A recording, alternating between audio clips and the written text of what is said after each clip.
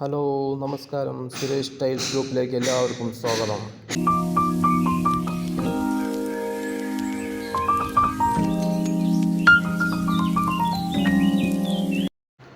ഇന്നൊരു വീട്ടിൻ്റെ വർക്കും കൂടി തീർന്നിരിക്കുകയാണ്. 4:2 ടൈലാണ് ചെയ്തിരിക്കുന്നത്. സ്പേസർ ഇടാണ്ടാണ് ചെയ്തിരിക്കുന്നത്. ഇപ്പോൾ കാണുന്നതാണ് അടുക്കള.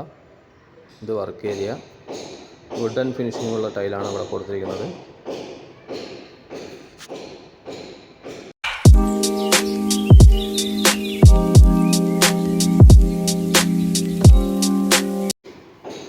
ഇത് ലിവിങ് റൂമാണ്. 4:2 സ്പേസർ ഇടാണ്ട് ചെയ്തിരിക്കുന്നതാണ്.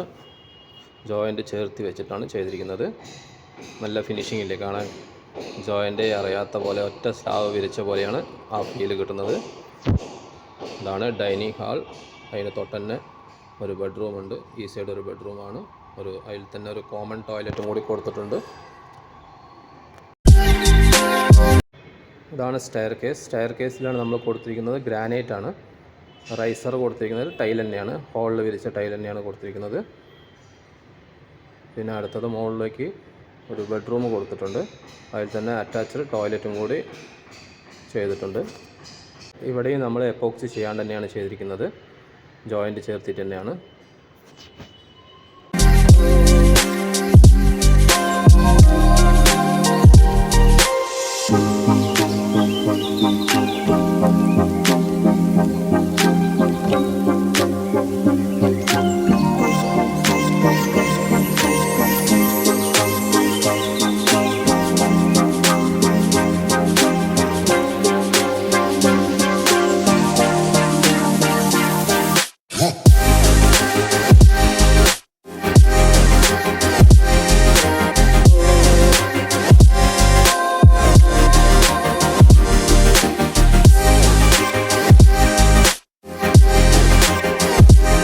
ഇതാണ് അടുത്ത ഒരു ബെഡ്റൂം.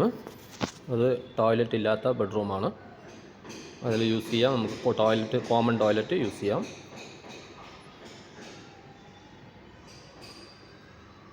ഇതാണ് കോമൺ ടോയ്ലറ്റ്. പിന്നെ അടുത്തൊരു ബെഡ്റൂമുണ്ട്.